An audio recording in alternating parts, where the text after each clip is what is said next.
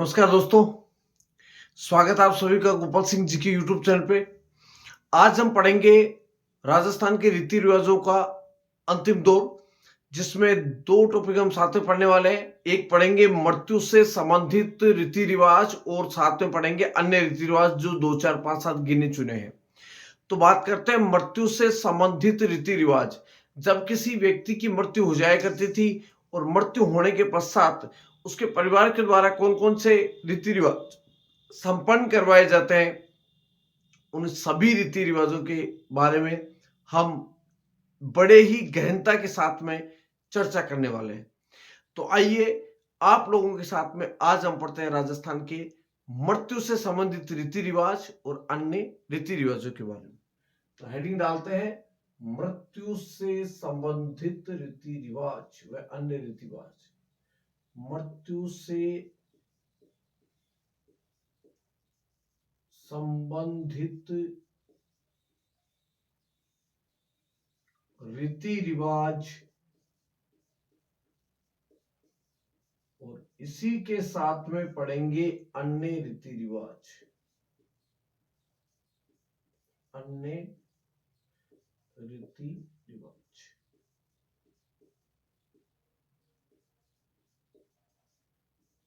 दोनों टॉपिक साथ में लेके चलेंगे। सबसे पहले बात करते हैं मृत्यु से संबंधित रीति रिवाजों के बारे में। देखिए दोस्तों, जब किसी व्यक्ति की मृत्यु हो जाया करती थी तो मृत्यु होने के पश्चात उसको मृत्यु शैया के ऊपर सुला करके शमशान घाट तक लेके जाते थे। और जिस मृत्यु शैया पर सुलाई जाता था, उस मृत्यु शैया को भी एक नाम के माध्यम से संबोधित किया जाता था, जिसे बोलते थे बैकुंठी। क्या बोलते थे दोस्तों? बैकुंठी। बैकुंठी मतलब इसे बोल सकते हैं मृत्यु शैया। ठीक है। इसमें मृतक व्यक्ति को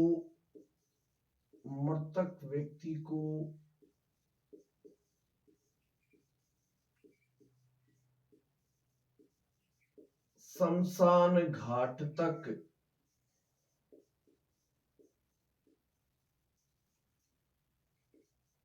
ले जाते थे।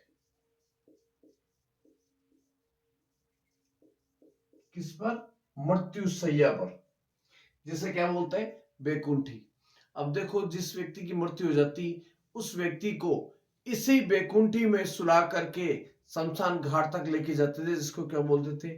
बैकुंठी। देखो, बैकुंठी है, ये बैकुंठी निकाली जाती थी। इस समय बैकुंठी के पीछे पीछे जिस व्यक्ति ने अपनी आयु पूर्ण कर ली हो, जैसे एक तो होता है कि अल्प आयु में किसी की मृत्यु हो गई हो, वो बहुत बड़ा दुखद घड़ी होती थी। एक होती थी कि उसने बेटे पोते पड़पोते सब कुछ देख लिया, पूरा परिवार संपन्न है, उसके बाद में एक अच्छे मानस की तरह उसकी मृत्यु हुई हो और उसको अगर ले जाया जाता था, तो उसको जब लेके जाते थे उस समय उसकी उस बैकुंठी के ऊपर कुछ पैसे उछाले जाते थे, कुछ फूल वगैरह उछाले जाते थे, जिसे बोलते थे बखेर या उछाल। बैकुंठी के बाद में अगला रीति रिवाज है बखेर और इसी को बोलते हैं उछाल। तो मतलब बैकुंठी पर फूल व पैसे उछालना। फूल व पैसे उछालना क्या कहलाता था दोस्तों? बखेरिया उछाल। ठीक है। इसके बाद में जैसे ही बैकुंठी को लेके जाते और शमशान घाट से मृतक के व्यक्ति का जो घर होता था, उसके घर और शमशान घाट के बीच का जो दौर होता था, जिसको तिराए बोल सकते हैं, चौराहे बोल सकते हैं, वहां पे बैकुंठी को रखते और उसकी दिशा परिवर्तित की जाती थी। तो हम बोल सकते हैं कि बैकुंठी की दिशा परिवर्तित करना क्या कहलाता था? आधेटा। इसके बाद में अगला आता है आधेटा और इसी को बोलते आधेटा। आधेटा। आधेटा किसको बोलते हैं? आधेटा बैकुंठी की दिशा परिवर्तित करना। बैकुंठी की दिशा परिवर्तित करना। बैकुंठी की दिशा परिवर्तित करना क्या कहलाता था दोस्तों? आधेटा। ठीक है, अब बखेरिया उछाल हो गया, आधेटा हो गया। ठीक है, आधेटा होने के पश्चात देखा होगा कि उस बैकुंठी में जो आधेटा होता था, आधेटा में जो रस्म होती थी उसमें एक आटे का बनाया हुआ एक गोल पिंड होता है, उस पिंड को निकालते, उस पिंड को किसी गाय को खिलाने की प्रथा थी जिसे बोलते थे पिंडदान। ठीक है, पिंडदान, इसे पिंडदान भी कहते हैं। पिंडदान मतलब आटे का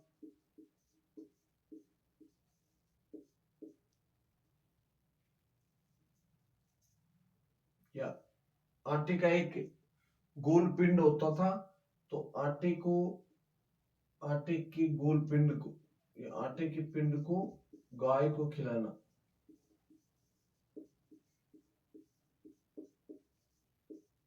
गाय को खिलाना पुण्य का काम माना जाता था, या इसे क्या बोलते थे?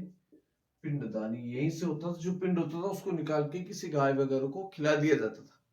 अब देखो क्या होता था, यहां से आधेटा से फिर उसको बैकुंठी को आगे लेकर के चलते, आगे लेके चलते, तब उसको शमशान घाट में लेके जाया जाता, और शमशान घाट में ले जाने के पश्चात जो बैकुंठी होती थी, इस बैकुंठी के जो व्यक्ति कंधा देता था इसे बोलते थे कांधिया। ठीक है, कांधिया। तो बैकुंठी को कंधा देने वाले व्यक्ति को क्या बोलते? कांधिया। कांधिया।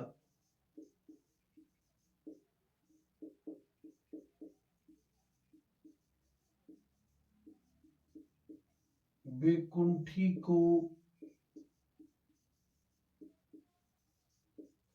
कंधा देने वाले व्यक्तियों को क्या बोलते थे? कांधिया। जो कौन होते थे? इसके पुत्र होते थे, इसके परिवारजन वाले होते थे, वो सबको सब बारी बारी से बैकुंठी को कंधा देते थे। अब ये बैकुंठी को शमशान घाट लेके जाया जाता और वहां पे ले जाकर के इसको रख देते। रखने के बाद में देखा होगा वहां पे कुछ पानी का छिड़काव किया जाता है, उस जगह को पवित्रता दी जाती है, और पवित्रता के साथ में उस बैकुंठी, जिस व्यक्ति की मृत्यु हुई है, उस व्यक्ति के उत्तराधिकारी बोले तो उसके ज्येष्ठ पुत्र के द्वारा उसे मुखाग्नि दी जाती थी, जिसे बोलते थे लापा देना या लोपा। लापा या लोपा देना। लापा इसी को बोलते हैं लोपा देना। तो मृतक के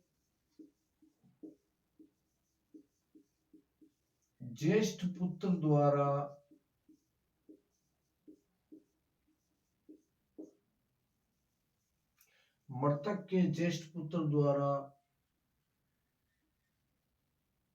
मुखाग्नि देना।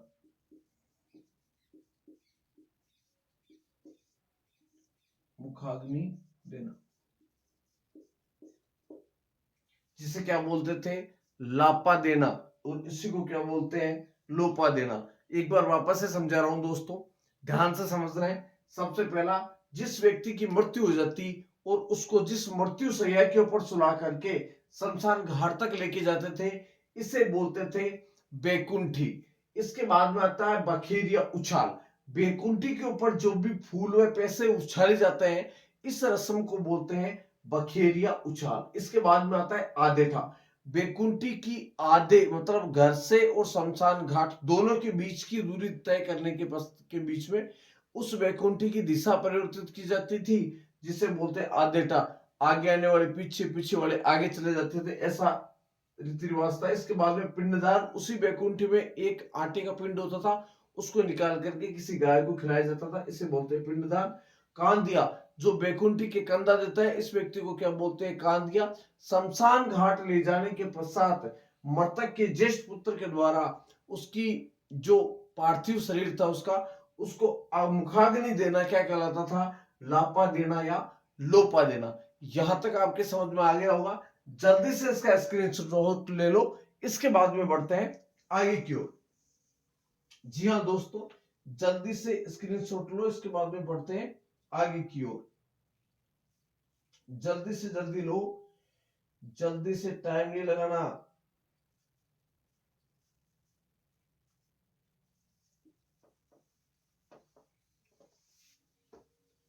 ठीक है, तो लापा दे दिया। इसके बाद में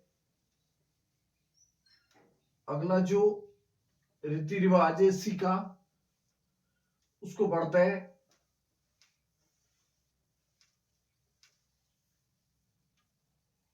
इसके बाद में क्या होता है? ये देने के पश्चात आपके इससे में होता है मुखाग्नि दे दी। मुखाग्नि देने के पश्चात, ठीक है, दाह संस्कार वाला सिस्टम हो जाता था। ये देने के पश्चात आपके एक संस्कार होता जो उसके कपाल क्रिया, उसको बोलते थे कपाल क्रिया। जब मृतक की जो देह होती है वो लगभग आधी जल जाती है, उस समय उसके जो ज्येष्ठ पुत्र होता है, उस ज्येष्ठ पुत्र के द्वारा उसके सिर पर घी डालने की रस्म कहलाती है कपाल क्रिया। कौन सी? कपाल क्रिया।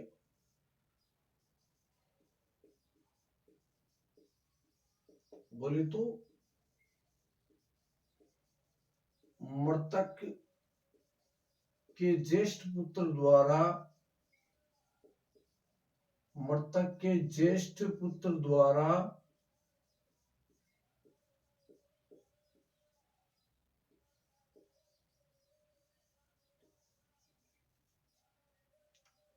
उसके सिर पर,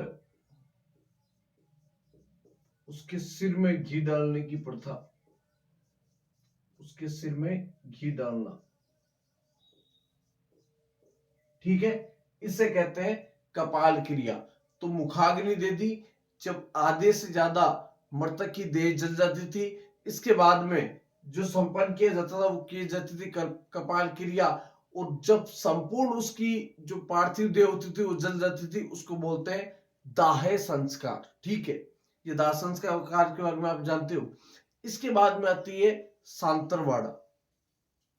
दाह संस्कार के बाद में सांतरवाड़ा। इससे पहले एक और रीति रिवाज निभाया जाता था जिसको बोलते हैं भदर होना या भद्दर होना। भदर क्या होता है? भदर, तो भदर होता है कि जब इसका दाह संस्कार करवाया जाता है तो शमशान घाट में इसके जो परिवार के जो प्रमुख प्रमुख कांदिया वगैरह होते थे वो अपने बाल और मूछ वहीं पे दे के आते थे, जिसे बोलते हैं भदर देना। ठीक है, तो दाह संस्कार के समय, दाह संस्कार के समय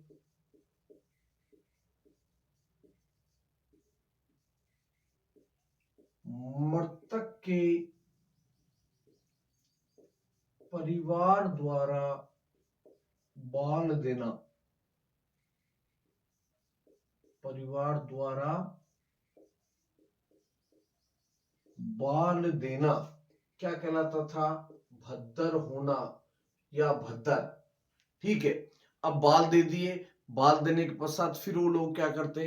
वापस घर की तरफ आते। इस समय एक रस्म और निभाई जाती है जिसको बोलते थे पानीवाड़ा।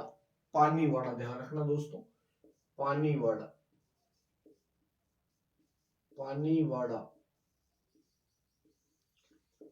जब किसी व्यक्ति की मृत्यु हो जाती है, उसका दाह संस्कार करके जब वापस आता है घर की तरफ, तब उसको पानी दिया जाता था। ठीक है, एक डाब ली जाती है, डाब होती है, उसके माध्यम से उसको पानी दिया जाता है, हाथ पैर धोए जाते हैं, इसको बोलते हैं पानी वाला। मतलब दाह संस्कार के पश्चात,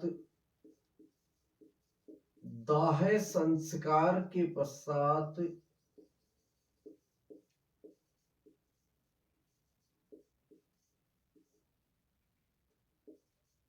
पानी देने की रस्म,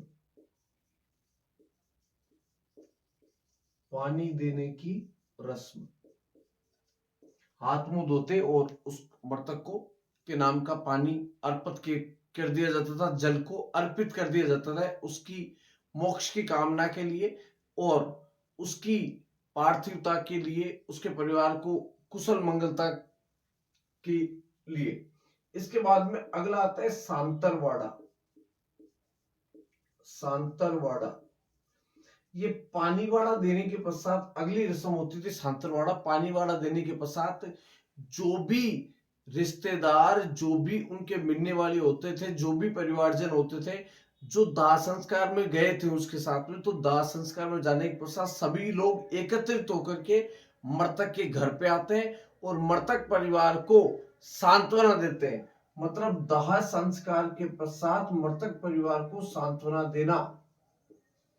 दाह संस्कार के पश्चात, दाह संस्कार के पश्चात मृतक परिवार को सांत्वना देना। मृतक के परिवार को, मृतक के परिवार को सांत्वना देना क्या कहलाता था? सांत्वना देना क्या कहलाता था? आपका सांतरवाड़ा। सांतरवाड़े की रस्म होगी, सांत्वना दे दी। इसके बाद में फिर देखा होगा कि तीये के दिन एक बैठक की जाती है जिसमें उसके सारे रिश्ते नाते वाले लोग आते हैं और मृतक परिवार को सांत्वना देते हैं। ठीक है, तो अगला आता है तीया। अगली रस्म कौन सी है दोस्तों? तीया। क्या होता है तीया? कि मृतक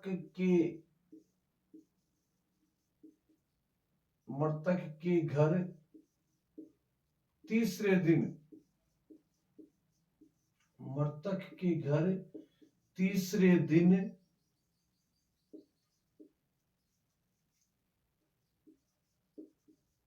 परिवार को सांत्वना देना। सांत्वना देना। जो भी इनके रिश्तेदार होते थे, जो भी मिलने वाले होते थे, ये सारे लोग मृतक के घर पे आते और मृतक परिवार को तीसरे दिन सांत्वना दी जाती थी। ठीक है, उसे कहते थे तीया। इसी मृतक के घर तीसरे दिन एक रस्म निभाई जाती है जिसे बोलते हैं फूल चुनना या फूल एकत्रित करना। फूल चुनना और इसी को बोलते हैं या फूल एकत्रित करना। फूल एकत्रित करना, फूल चुनना या फूल एकत्रित करना, ये क्या होता है दोस्तों? इसमें जो मृतक के परिवार के लोग होते हैं, वो परिवार के लोग जब किसी व्यक्ति की मृत्यु हो जाती है उसके तीसरे दिन शमशान घाट पर जाकर के उसके दांत व हड्डियां लेकर के आते थे और उनको फिर गंगा में प्रवाहित करवाने के लिए लेके जाते थे। उसे बोलते थे क्या? फूल चुनना या फूल एकत्रित करना। मतलब शमशान घाट से, शमशान घाट से मृतक की अस्थियां, मृतक की अस्थियां चुनना। अस्थियां मतलब ये बोल सकते हैं जिसमें दांत व हड्डियां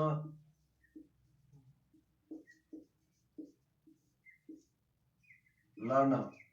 किस दिन? तीसरे दिन,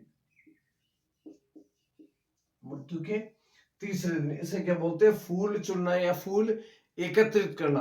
वापस से दोहरा रहा हूं, कपाल क्रिया में क्या होता है? मृतक का ज्येष्ठ पुत्र उसके सिर में घी डालता है, उसे बोलते हैं कपाल क्रिया। इसके पश्चात जो भी कांदिए वगैरह होते हैं, ये मृतक के जो कांदिए वगैरह देते हैं, ये अपने बाल वहीं पे शमशान घाट में देके आते हैं, जिसे बोलते हैं भदर होना।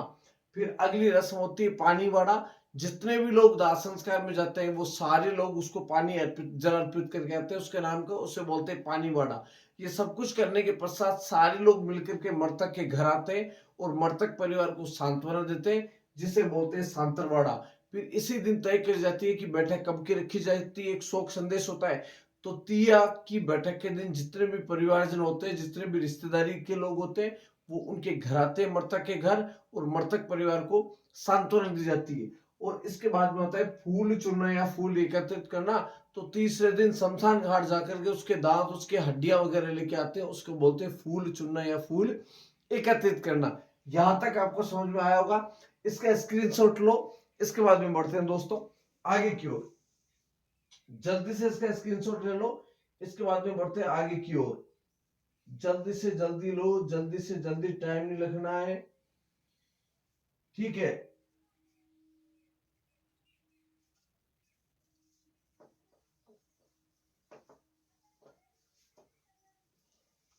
आगे की अगर बात की जाए तो तीये की बैठक हो गई, फूल चुन लिए।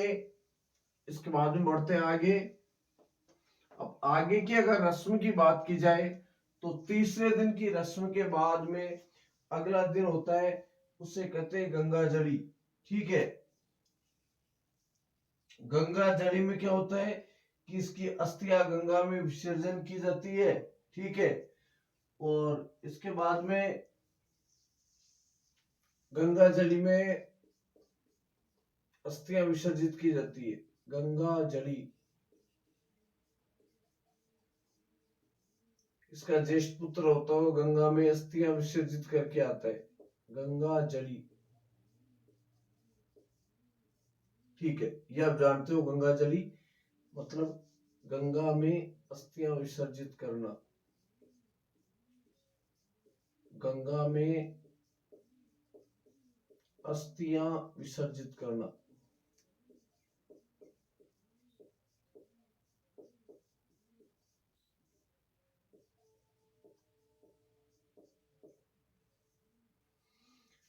इसके बाद में एक आता है दोस्तों नई का नहावन या नई का नहान।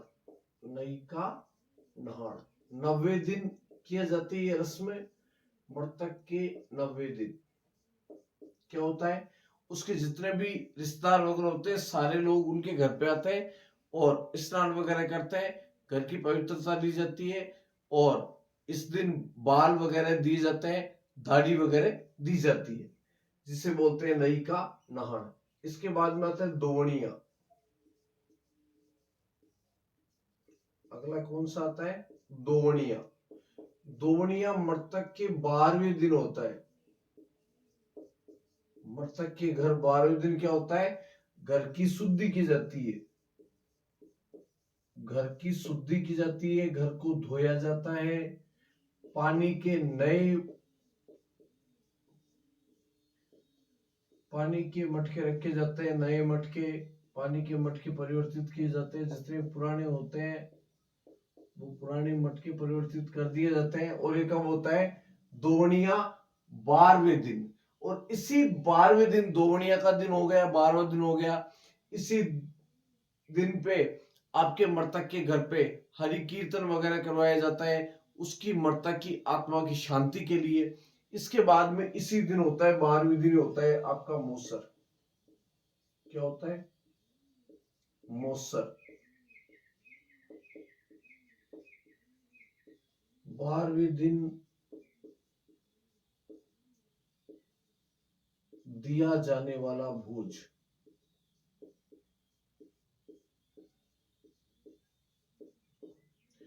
मृतक के घर 12वें दिन दिया जाने वाला भोज क्या कहलाता है दोस्तों, मोसर होता है, ठीक है। उसे क्या कहते हैं, मोसर। अब जिस व्यक्ति की मृत्यु हुई है उस व्यक्ति के घर 12वें दिन मोसर होता है। इसी के दिन होती है जिसे बोलते हैं शोक बंधाई या पाग बंधाई। शोक बंधाई भी बोलते हैं इसको, इसी को बोलते हैं पाग बंधाई।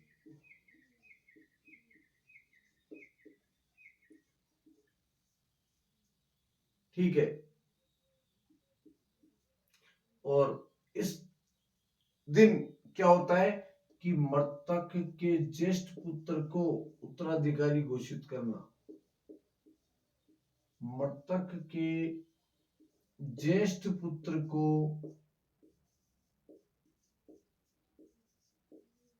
उत्तराधिकारी उत्तराधिकारी घोषित करना, उत्तराधिकारी घोषित करना, और इसे क्या बोलते हैं? शोक बंधाई या पाग बंधाई, इसे कहते हैं मोसर। एक होता है दोस्तों जोसर, एक तो होता है मोसर, मतलब मृत व्यक्ति का जो मृत्यु भोज होता है उसे मोसर कहते हैं। जोसर होता है जीवित व्यक्ति के द्वारा, जीवित व्यक्ति के द्वारा दिया जाने वाला मृत्यु भोज, जीवित व्यक्ति के द्वारा किया जाने वाला मृत्यु भोज, ये स्वयं का किया जाने वाला मृत्यु भोज।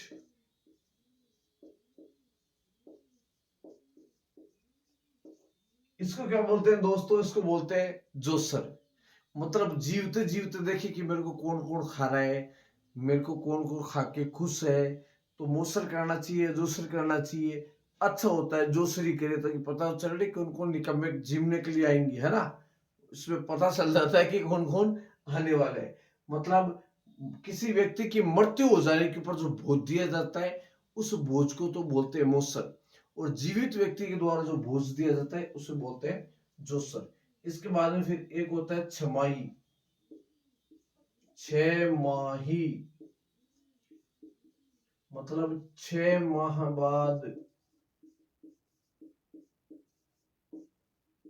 दिया जाने वाला भोज।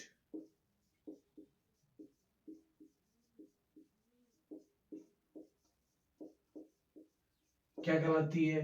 छमाही। एक होता है बरसी, नाम से पता चल जाएगा ये इतना कुछ हार्ड नहीं है। बरसी, और बरसी किसे बोलते हैं? 1 वर्ष बाद दिया जाने वाला भोज।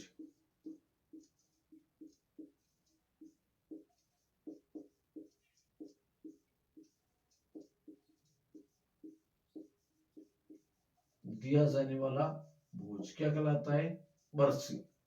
तो देखो दोस्तों, ये हमने पढ़ा आपके मृत्यु से संबंधित संस्कार और आपके रीति रिवाज के बारे में। अब पढ़ते हैं अन्य रीति रिवाज जिनमें कुछ खास नहीं है, छोटे मोटे रीति रिवाज है, वो देख लेते हैं। जो अन्य रीति रिवाज में जिनकी श्रेणी आती है, ठीक है। तो जल्दी से जल्दी इसका स्क्रीनशॉट ले लो। इसके बाद में पढ़ते हैं अन्य रीति रिवाज, ठीक है। अन्य रीति रिवाज, ठीक है, जल्दी से जल्दी इसका स्क्रीनशॉट ले लो। अन्य रीति रिवाज में 2 4 5 7 है, उनका ध्यान रखना है, बाकी कुछ खास नहीं है।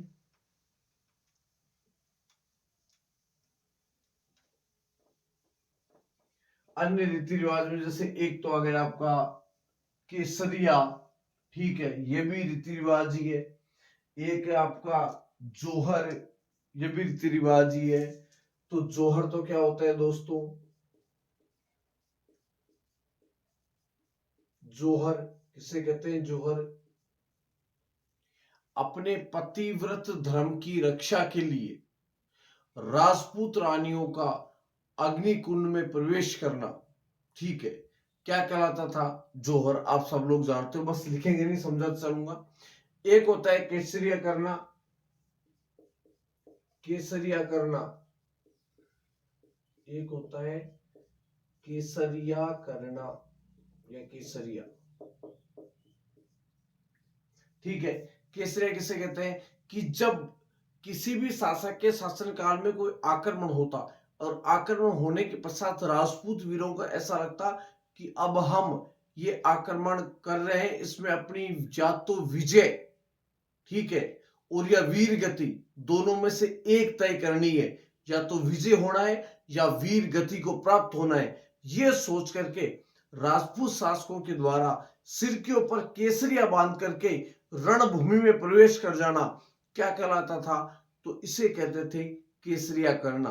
और जब ये प्रण लेकर के वो लोग युद्ध भूमि में प्रवेश करते थे, उस समय जो रानियां होती थी उनको ऐसा लगता कि हमारी पराजय होने वाली है, ठीक है, या एक ऐसे संकट आ गया है कि अब हमारे को अपने पतिव्रत धर्म की रक्षा के करना है। उसके लिए वो एक अग्निकुंड में अपने प्राणों की आहुति देती अपने प्राणों को न्यौछावर कर देती पतिव्रत धर्म की रक्षा के लिए, उसे बोलते थे जौहर करना। और जहां पर जौहर और केसरिया दोनों रस में होती थी, उसे कहते थे साका। क्या कहते थे? साका। इसके अलावा और अन्य रीति रिवाजों में आए तो एक चीज जैसे तुम्हारा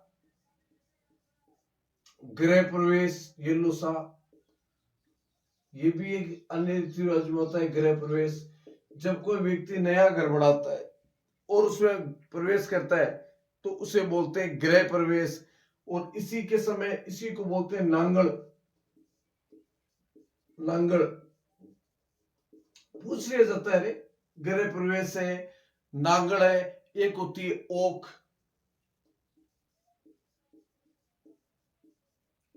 अगर किसी व्यक्ति विशेष की मृत्यु हो जाती थी तो उस व्यक्ति विशेष की मृत्यु होने के पश्चात अगर किसी त्योहार के दिन किसी व्यक्ति विशेष की मृत्यु हो जाती तो वो परिवार उस त्योहार को तब तक नहीं मानता था जब तक उसी त्योहार के दिन उनके घर में किसी व्यक्ति विशेष का जन्म नहीं होता था।